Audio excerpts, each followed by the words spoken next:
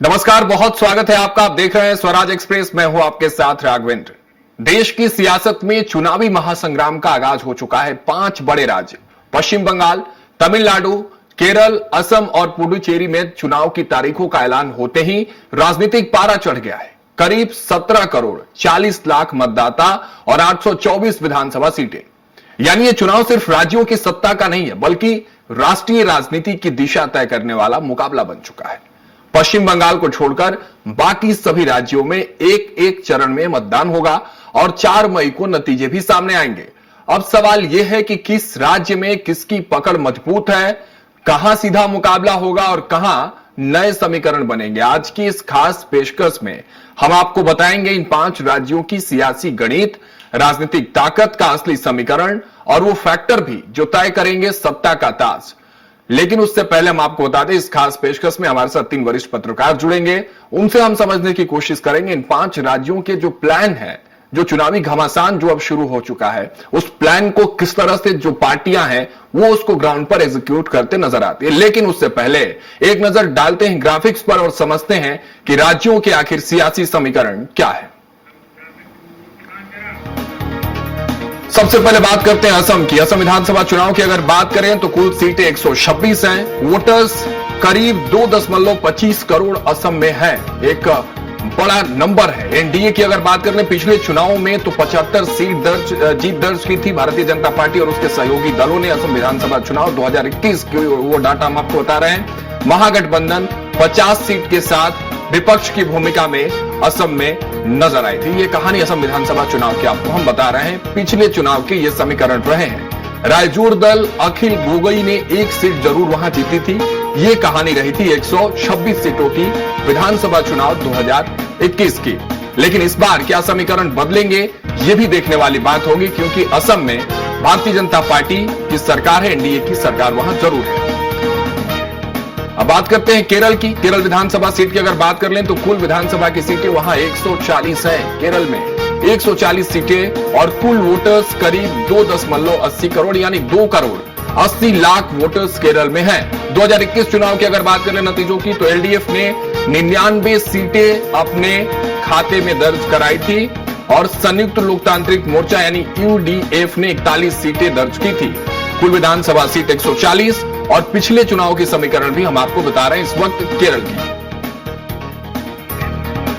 अब पश्चिम बंगाल ये चलते हैं, आपको विधानसभा चुनाव की अपडेट आपको दे दे। 294 सीटें, सबकी निगाहें बंगाल के चुनाव पर जरूर टिकी हुई हैं, क्योंकि कुल वोटर्स की अगर बात करें तो लगभग 6.44 करोड़ वोटर्स इस वक्त बंगाल की विधानसभा चुनाव में अपनी सहभागिता दर्ज कराने वाले हैं, सरकार बनाने वाले हैं। 2021 की अगर बात करें टीएमसी ममता बनर्जी के नेतृत्व में 213 सीट 213 सीट्स बंगाल में टीएमसी के पास। भारतीय जनता पार्टी दूसरी बड़ी पार्टी जरूर निकल के सामने आई थी वेस्ट बंगाल में 77 सीट के साथ। ये चुनाव परिणाम 2021 पश्चिम बंगाल के हम आपको बता रहे हैं। कांग्रेस का खाता तक नहीं खुला था, यानी कांग्रेस शून्य पर सिमट गई थी और सीपीआईएम भी शून्य सीट के साथ 2021 में बंगाल में नजर आई। ये कहानी पश्चिम बंगाल की रही। ममता बनर्जी इस बार भी एक्टिव है। अदर्स 2021 में जो अन्य पार्टियां थी वो 4 सीट के साथ बंगाल में नजर आई थी। 294 सीट की कहानी थी 2021 में, लेकिन 2026 के विधानसभा चुनाव में ये समीकरण कितने बदलते हैं, इन तमाम सवालों के जवाब आज जरूर हम लेंगे। तो ये पश्चिम बंगाल विधानसभा चुनाव की बात रही। अब पुडुचेरी की बात करें तो कुल विधानसभा सीट 30, हालांकि संख्या जरूर कम है पुडुचेरी में, लेकिन कुल वोटर्स 9.44 लाख यानी कि 9,44,000 वोटर्स पुडुचेरी में भी हैं, जो इस बार 2026 के विधानसभा चुनाव में भाग लेने वाले हैं। एनडीए 16 सीटों के साथ वहां फर्स्ट नंबर पे है। इसके बाद एआईएनआरसी 10 सीटों के साथ पुडुचेरी में सेकंड नंबर पर पिछले यानी 2021 के चुनाव में रही थी। कुल विधानसभा सीट 30 है। पुडुचेरी इन 5 राज्यों में सबसे कम सीट वाला विधानसभा राज्य है। तमिलनाडु की अगर बात करें तो कुल विधानसभा सीट 234 है, सेकंड हाईएस्ट नंबर ऑफ विधानसभा सीट्स आफ्टर वेस्ट बंगाल। ये तमिलनाडु विधानसभा की कुल वोटर्स की अगर बात कर लें तो 5 करोड़ 68 लाख मतदाता इस बार तमिलनाडु में चुनावी प्रक्रिया में भाग लेने वाले हैं। अब बात करते हैं 2021 में क्या हाल रहे। तो डीएमके यानी कि द्रविड़ मुनेत्र कड़गम गठबंधन जो है 159 सीटों के साथ सरकार बनाई तमिलनाडु में। इसके साथ ही अन्ना द्रमुक यानी एआईएडीएमके गठबंधन 75 सीटों के साथ विपक्ष की भूमिका में जरूर वहां तमिलनाडु में नजर आई। तो ये तमिलनाडु की कहानी है विधानसभा चुनाव की, और लेकर हम आपको जानकारी दे रहे हैं। कुल 234 विधानसभा सीट वहां है।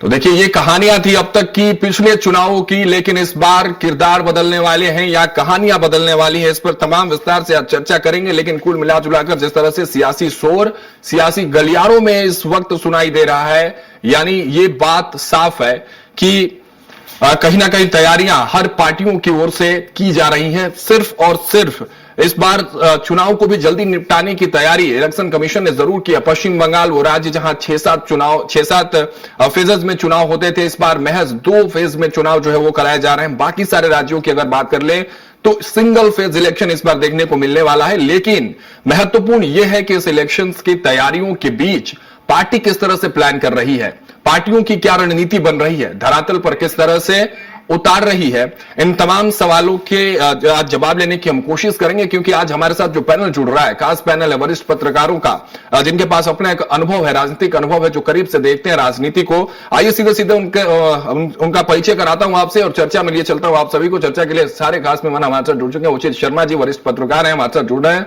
बहुत स्वागत है उचित जी आपका। डॉक्टर भूपेंद्र सुलेरे जी वरिष्ठ पत्रकार हैं, हमारे साथ जुड़ रहे हैं, आपका बहुत स्वागत है। और सुमन भटनागर जी वरिष्ठ पत्रकार हैं, हमारे साथ जुड़ रहे हैं, बहुत बहुत स्वागत है। शुरुआत करता हूं उचित जी आपसे, इन 5 राज्यों में जो चुनाव है क्या देख रहे हैं, कोई नेशनल ट्रेंड दिख रहा है क्या? इन 5 राज्यों के चुनाव में किरदार जरूर बदल रहे हैं अलग अलग चुनाव में, लेकिन क्या कहानी सेम है 5 राज्यों में या आप कुछ अलग देख पा रहे हैं? उचित जी। इन चीजों को देखा जा रहा है कि आवाज आ रही है, आवाज आ रही है, आवाज आपकी ऑडिबल है जी। ये देखिए, इस बार जो चुनाव है, आप देखिए कि पहले जो मोदी का चेहरा फ्रंट में किया जाता था, मुझे ऐसा लग रहा है कि अब इन चुनाव में 5 राज्यों में जो मोदी के चेहरे को फ्रंट में ना करके पीछे से दिया जा रहा है। पीछे भले उनकी सपोर्ट हो, उनके मुद्दे हो, उनका एंगल हो, उनकी अपने आइडियोलॉजी हो, लेकिन जिस तरीके से मोदी के नाम जो कोशिश की जाती थी कि मोदी बनाम ममता हो, वो चुनाव हुआ है इस तरीके का लग नहीं रहा है। या तमिलनाडु में भी इस तरीके का मिल रहा है, केरल में भी, क्योंकि इतनी मोदी की इमेज को कहीं धक्का लगे इस तरीके की रिस्क किसी भी तरीके की भाजपा जो है अब लेने को तैयार नहीं है।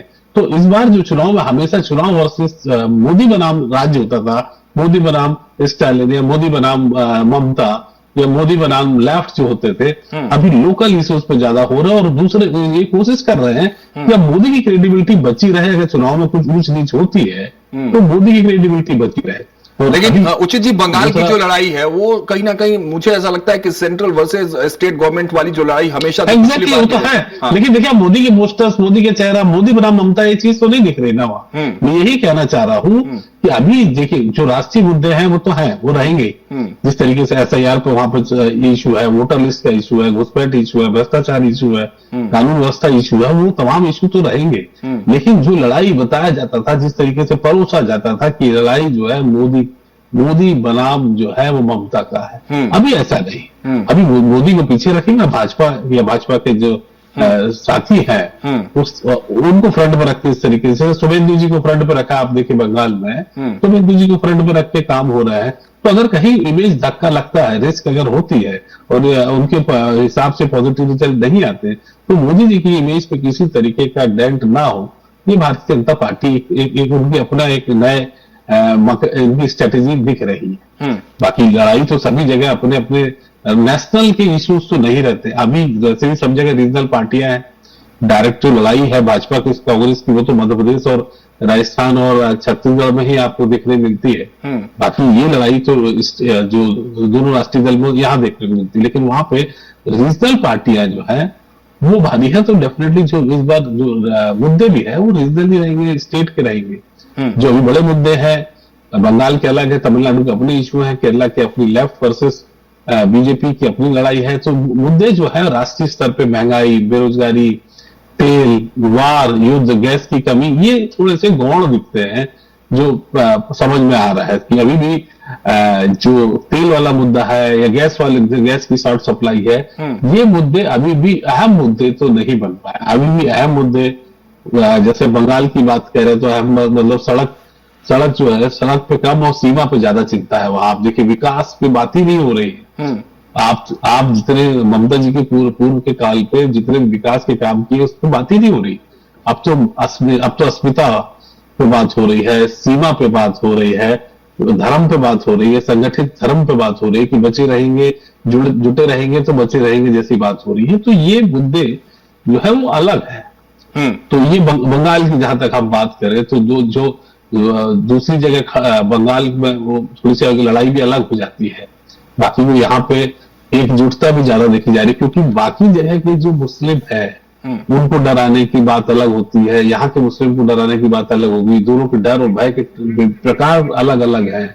आप वहां पे किसी दूसरे स्टेट में, जैसे महाराष्ट्र के स्टेट में, अगर कोई वही एंगल वही स्ट्रेटेजी रखते हैं तो वहां के मुस्लिमों को वह देश छोड़ने की नौबत तो नहीं आएगी अगर उनको अपने पक्ष में नहीं ले एकजुटता। लेकिन अगर बंगाल में जो भय बताया जा रहा है तो वहां अगर भय बताए कि अब जो है कि आप अगर अपनी एक साथ नहीं जुटे रहे। लेकिन उचित जी अगर बात करें वेस्ट बंगाल की तो हमेशा हाई वोल्टेज ड्रामा देखने को मिलता है इलेक्शन में। एंटी इनकम्बेंसी जैसी कोई बात इस वक्त बंगाल में दिख रही है?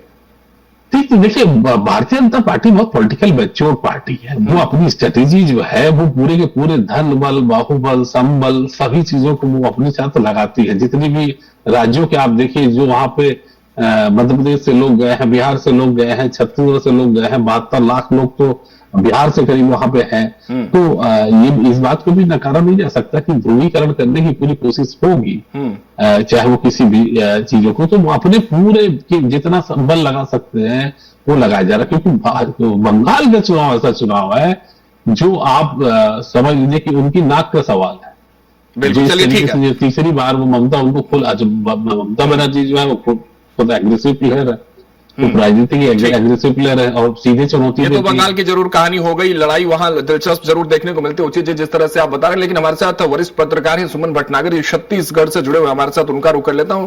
और सुमन जी, आप किस तरह से देख रहे हैं इन 5 राज्यों का चुनाव, चाहे असम हो, बंगाल हो, तमिलनाडु हो, पुडुचेरी हो, असम हो या केरल हो? छत्तीसगढ़ का जो ट्रेंड दिखा था पिछले चुनाव में, क्योंकि छत्तीसगढ़ के बड़े नेता जो है इस वक्त बंगाल में, खुद मुख्यमंत्री आज पहुंचे हुए हैं, वहां रैलियां कर रहे हैं, शो कर रहे हैं, तो वो जो लोकल बनाम नेशनल ट्रेंड की बात जो उचित जी भी कर रहे हैं, जो छत्तीसगढ़ में दिखा था, क्या वो फैक्टर बनेगा इन 5 राज्यों में या कहानी कुछ और अलग हो रही है? सुमन जी आप अनम्यूट कर लें, आपका वीडियो म्यूट है। सुमन जी आपसे एक रिक्वेस्ट है, आवाज आपकी नहीं आ रही है। ऑडियो अनम्यूट कर लें सुमन जी आप।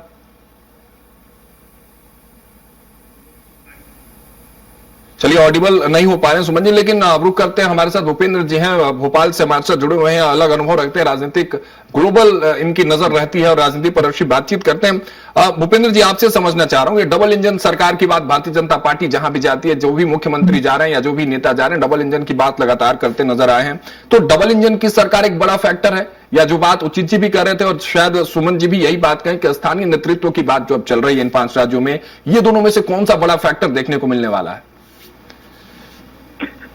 देखिए राघवन जी, निश्चित रूप से ये जो देश के जो वोटर हैं लगभग 98 करोड़, उसमें 17 करोड़ लोग इस 5 राज्यों में अपना आहुति देंगे इस लोकतंत्र की बनाने के लिए। और ये महत्वपूर्ण राज्य है और यहाँ पे जो है क्षेत्रीय पार्टियों का अपना एक कैडर है। निश्चित रूप से वामपंथियों को जब बंगाल में ममता जी ने उखाड़ा और उससे बाद जो उन्होंने अपनी एक राजनीति एक नई दिशा में ले गई, और जो वहाँ की डेमोग्राफी जो चेंज हुई है, चाहे वो आप झारखंड की देख लें और चाहे आप पश्चिम बंगाल की देख लें, जिसके तहत भारतीय जनता पार्टी ने जिस तरह से मेहनत की है और जो पिछले चुनाव में लगभग 38% वोट प्राप्त किया और जो अंतर लगभग 5% का है 44% टीएमसी का, अगर ये 5% वोट को डाइल्यूट करती है बीजेपी, क्योंकि पिछले विधानसभाओं में चुनाव में देखें तो आप 17 से सीधे 38% के वोट जो प्राप्त किए हैं, तो वो जो एक संगठनात्मक जो पार्टी है और जो वहां पे डेमोग्राफी की बात करती है, अल्पसंख्यक बहुसंख्यक की जो राजनीति है और जिस तरह से हिंदूवादी की जो राजनीति की रोज आसंता अपनी अस्तित्व और विकास की जो राजनीति कर रही है बीजेपी, और उस राजनीति के रूप में वहां पे चाहे कुप्रबंधन हो, चाहे एक वर्ग के लिए विशेष झुकाव हो, उसके नैरेटिव के रूप में पार्टी ने हमेशा काम किया है। दूसरी बात, जो मोदी जी हैं या अमित शाह हैं, उनकी जो राजनीति के रूप में जो जनता के नीचे तबके तक जाना, जो उनकी योजनाएं हैं, जिस तरह से उनने बैंक के अकाउंट खोले, डीबीटी के जो है अकाउंट खोले, और जो डायरेक्ट बेनिफिट की योजनाएं दी, जो सेंट्रल की जो योजनाएं होती हैं उसको वो जिस तरह से पहुंचाते हैं लोगों के बीच में, वो एक नेता का जो नीचे धरातल के रूप में जाना देश के प्रधानमंत्री का, और साथ में स्ट्रेटेजी के रूप में अमित शाह जी का जाना, ये एक बहुत महत्वपूर्ण लगता है। दूसरी बात, उन्होंने इलेक्शन के ही टाइम पे अपने राष्ट्रीय अध्यक्ष का चुनाव भी किया उससे पूर्व, और उसमें उनकी जो पृष्ठभूमि है वो एक बहुत बड़ा तबका है जो कायस्थ समाज का है, और वो है भी उसी समाज से आते हैं, और वह एक लगा हुआ राज्य है जिसमें वह राजनीति करते हैं, और उनका जो बैकग्राउंड है वो बंगाल से है। तो ये एक बहुत, तो सारे कंपोनेंट को देख के जो बीजेपी जिस तरह से चुनाव की समर पर चलती है और जिस तरह से चुनाव को बिल्कुल फाइट की मूड में बनती है। देखिए, चुनाव से पूर्व के जो इशू होते हैं वो विकास और रोजगार, बेरोजगारी सबके होते हैं, लेकिन जब चुनाव आ जाता है तो वो सिर्फ केंद्रित हो जाता है, वो सारे विकास के मॉडल नगण्य हो जाते हैं, और हिंदू मुस्लिम की एक डेमोग्राफी जिस तरह से बदली जा रही है उस पर केंद्रित हो जाती है। ठीक है, भूपेंद्र सुमन जी हमारे साथ जुड़ चुके हैं। आप जो बात कह रहे हैं वो बिल्कुल सही है कि जिस तरह से सरकार या उसकी नीति, रणनीति और नेता किस तरह से उसको एग्जीक्यूट कर रहे हैं ग्राउंड पर, ये महत्वपूर्ण बात होती है, और जो बेहतर तरीके से कर जाता है सरकार उसकी होती है। लेकिन हमारे साथ सुमन जी भी जुड़ चुके हैं। सुमन जी का वापस रुख करता हूं। सुमन जी, आपसे मैं समझ रहा था छत्तीसगढ़ में आप बैठ के जब इन 5 राज्यों के चुनाव को देख रहे हैं तो जो फैक्टर दिखा था छत्तीसगढ़ में जब मुख्यमंत्री बने विष्णुदेव साय, उस समय जो फैक्टर था नेशनल बनाम लोकल का जो ट्रेंड था, क्या वही ट्रेंड दिखाई दे रहा है इन 5 राज्यों में? शायद इसीलिए वो जिम्मेदारी बार बार छत्तीसगढ़ के नेताओं को दी जा रही है, उन पर भरोसा जताया जा रहा है कि जाइए आप प्रसार करिए और बात वो रखिए जनता के बीच जो छत्तीसगढ़ में है। देखिए राजेंद्र जी, चुनाव तो 5 राज्यों में हो रहे हैं, लेकिन सबसे ज्यादा चर्चा और भाजपा के लिए सबसे जो अहम चुनाव है वो पश्चिम बंगाल का है। 15 साल के बाद भी ममता का जादू बरकरार रहेगा या नहीं रहेगा, ये एक बड़ा मुद्दा है। और बिहार और हरियाणा के तेरे क्या पश्चिम बंगाल में भाजपा खेला करने वाली है, ये भी अभी देखा जाना है वहां पर।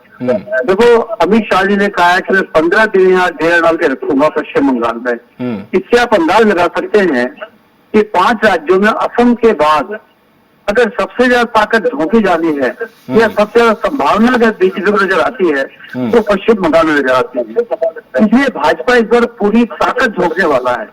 1 से 1.5 दर्जन रैलियां मोदी की वहां पर प्लान की जा रही है, ताकि कोई इलाका ना बचे जहां मोदी की आवाज और मोदी का चेहरा लोगों तक ना पहुंचे। अभी देखो, 3 ऐसे खासतौर से जो तमिलनाडु है, तमिलनाडु में जो गठबंधन बना है वो डीएमके का और कांग्रेस का, और इसी तरह बीजेपी का और एआईडीएमके का। अब ये जो गठबंधन बना है इसका क्या इम्पैक्ट होगा? पिछली बार तो डीएमके और कांग्रेस सरकार बना ली थी, इस बार क्या होने वाली है ये कहना अभी मुश्किल है। देखो, जहां तक कांग्रेस है, कांग्रेस तो खाली हाथ रहेगी। अगर 2021 का चुनाव देखें तो बिल्कुल सफाया हो गया था कांग्रेस का। और लेफ्ट पार्टी जो लंबे अरसे तक पंजाब में, सॉरी बंगाल में सत्ता में रही है, वो भी पिछली बार साथ हो गई थी। इस बार क्या होने वाला है कहना मुश्किल है, लेकिन लगता ये है कि जो तीसरा सेक्टर है ओबीसी और हुमायूं कबीर का, वो सेक्टर भी इस बार कुछ थोड़ा बहुत काम कर सकता है। बाबरी मस्जिद वाला इशू, क्योंकि पश्चिम बंगाल में 27% मुस्लिम है और उनका एक बड़ी भूमिका इस बार रहने वाली है चुनाव में। वो एक तरफा जाते हैं माया दीदी के साथ, अगर दीदी के साथ एक तरफा जाते हैं तो दीदी को तो फायदा मिलेगा, लेकिन ओबीसी हुमायूं कबीर अगर इसमें कहीं थोड़ी गड़बड़ कर जाते हैं, वोट पे काट जाते हैं, सेन लगा जाते हैं, तो इसका फायदा सीधा सीधा भाजपा को मिलने वाला है। अभी वहां पर दरअसल से मुद्दे हैं, देखो लोकल मुद्दे तो काम करेंगे वहां पर सारे के सारे, चाहे वो शहर का हो, चाहे माँ के मानुस का हो, चाहे हिंदू मुस्लिम का हो, चाहे घुसपैठिया का हो, ये मुद्दे काम करेंगे। लेकिन राष्ट्रीय मुद्दे भी काम करने वाले हैं। देखो, इस चुनाव में अगर किसी तरह से चौथी बार ममता सरकार बना जाती है तो विपक्ष का एक बड़ा चेहरा बनेगी वो पूरे देश के अंदर। और अगर बीजेपी चुनाव में जीत जाती है इस बार तो 2027 में चुनाव होने 7 राज्यों को हिंदी भाषी प्रदेश हो गए, उत्तर प्रदेश, पंजाब, उत्तराखंड, हिमाचल, गुजरात, ये जो हिंदी भाषी प्रदेश है वहाँ भाजपा को बड़ा फायदा मिलने वाला है इसका। ठीक है उचित तो जी। पश्चिम हाँ। बंगाल एक बड़ी तय कर रहे रास्ता तय करेगा 2027 का। ठीक है, बंगाल अपने आप में महत्वपूर्ण है और उसके साथ साथ उचित अगर बात कर ले जी सुमन जी, आता हूं आपके पास लौट के। असम में अपनी दावेदारी बचानी है और बंगाल में दावेदारी पेश करनी है मजबूती के साथ, जो बात सुमन जी कर रहे हैं। लेकिन वोटर्स बिहेवियर क्या होने वाला है इस बार? उचित जी आपसे यह समझना चाहता हूं, क्या जो वेलफेयर स्कीम्स है खासकर महिलाओं को साधने की कोशिश, प्रीविज का जो मामला लगातार सामने आता है, भारतीय जनता पार्टी या अन्य पार्टियां भी अब इस मैदान में उतर चुकी हैं, महिलाओं को साधिए, उनको खुश करिए, पैसे दीजिए, यह जो फैक्टर रहता है चुनाव से पहले, बिहार में भी हमने देखा, मध्य प्रदेश में भी हमने देखा, भूपेंद्र जी आपके पास लौटूंगा तो उस पर जरूर बात करूंगा, छत्तीसगढ़ में भी हमने देखा, तो ये महिलाओं को साधने की जो कोशिश है ये कितना बड़ा फैक्टर इन 5 राज्यों में होगा? क्योंकि तमिलनाडु में आपको बता दूं, जो डेटा मेरे पास है उचित जी, 5300 करोड़ रुपए खर्च किए जा रहे हैं, बंगाल में सालाना कुल खर्च 14,400 करोड़ रुपए खर्च होंगे, असम में 3600 करोड़, वैसे ही केरल में 1200 करोड़। तो ये जो आंकड़े हैं महिलाओं को साधने के लिए खास करके, ये फैक्टर कितने तब्दील हो पाते हैं चुनाव से पहले? राघवेंद्र जी, 5 राज्यों में लगभग 38,000 करोड़ जो है वो इस फ्री बीज पे बांटा जा रहा है और ये एक सफल मॉडल के रूप में भारतीय जनता पार्टी इसको देखती है। आप देखिए कि जितने भी राज्य है, महाराष्ट्र हुआ, मध्य प्रदेश हुआ, छत्तीसगढ़ हुआ, इनका लाभ जो है वो इनको मिला है। आप उसी चीज को वो दूसरे जगह वो भेजने की तैयारी में है, दूसरी जगह वो अडॉप्ट कर रहे हैं उस पॉलिसी को। तो फ्री बीज, भातारी बंधन, लाडली बहना सब तरफ जो है जिस तरीके से एक की फैक्टर तो रहा है, लेकिन अगर हम बात करें पश्चिम बंगाल की, केरल की, तो ये फैक्टर जो है उससे ज्यादा फैक्टर जो है, जैसे 27% भटनागर जी कह रहे थे कि 27% मुस्लिम फैक्टर, वो अगर एकजुट हुए, तो मैं वही कह रहा हूं कि विकास की जगह धार्मिक एकजुटता, धार्मिक जो संगठित करना है, धार्मिक ध्रुवीकरण, ये महत्वपूर्ण मुद्दा होगा। वहीं पे ये इफेक्ट केवल भटनागर जी देखिएगा कि केवल वेस्ट बंगाल में नहीं, आप अगर केरल आते हैं तो यही परसेंट क्रिश्चियन में कन्वर्ट हो जाते हैं। 18% आप देखिए कि हम जब केरल के चुनाव में जाते हैं तो यही फैक्टर जो है वो 18% है क्रिश्चियन का। तो वो क्रिश्चियन कम्युनिटी किस तरफ बैठती है, क्रिश्चियन ये देखने वाली समाज जो है ठीक है। उसी समय हमारे पास कम है कि थोड़ा कमेंट मैं ले लेता हूँ वोटर्स बिहेवियर पर। भूपेंद्र जी आपसे मैं चाहता हूँ एक छोटी सी टिप्पणी 30 सेकंड की करते, फिर सुमन जी आपके पास आता हूँ। देखिए, सारे राज्यों में जो पार्टी है सत्तारूढ़, उनको अपना वोट बचाने के लिए बहुत बड़ी चुनौती बीजेपी ने तैयार की, चाहे पश्चिम बंगाल हो, चाहे तमिलनाडु हो, चाहे केरला हो, दोनों जगह है। अगर वहां पे पोलराइजेशन होता है, कलेक्टेड वोट उनका जो जिस तरह से मुस्लिम है, और अगर वो है एआईएडीएम के एआईए में ओवैसी जी और चाहे बाबर वाली पार्टी में हो, तो अगर वो थोड़ा सा भी डाइल्यूट होता है तो आप समझिए सत्ता जाने में बिल्कुल देर नहीं लगेगी और 114 से 125। और इसी तरह से तमिलनाडु की राजनीति है। तमिलनाडु की राजनीति ने जिस तरह से एससी का जो वोट है, जो उस तरह से फीस बेस्ड योजनाओं के तहत है, सारी जगह फ्री बीज योजनाएं महिलाओं की चल रही है, उसमें कोई नहीं, लेकिन अपने वोट को कलेक्टिव बना के और उसको रखना बहुत बड़ी सेल है।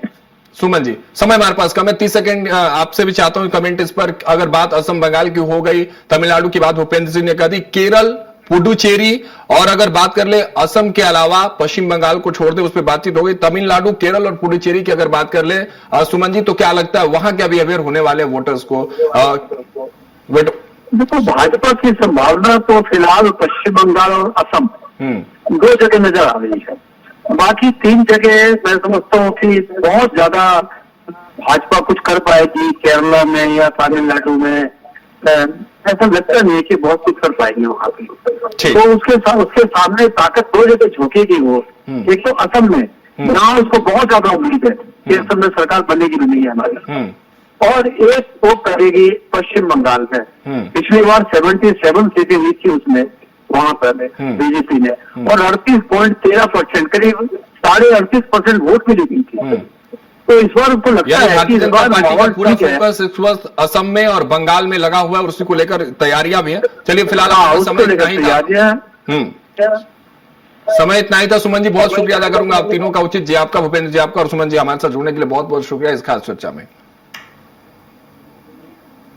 तो 5 राज्यों का ये चुनावी संग्राम अब अपने निर्णायक मोड़ की ओर बढ़ रहा है, जहां हर पार्टी पूरी ताकत के साथ मैदान में है और हर सीट पर कांटे की टक्कर भी देखने को मिल सकती है। 824 सीटें, करोड़ों मतदाता और सत्ता का बड़ा दाव। ये चुनाव सिर्फ सरकार बनाने का नहीं बल्कि आने वाले समय की सियासत की दिशा तय करने वाला भी है। अब नजरें टिकी हुई है मतदान की तारीखों पर और फिर 4 मई को आने वाले नतीजों पर, जो साफ कर देंगे कि किसके सिर सजेगा जीत का ताज और किसे इंतजार करना पड़ेगा। फिलहाल के लिए इतना ही। आप देखते रहिए स्वराज एक्सप्रेस।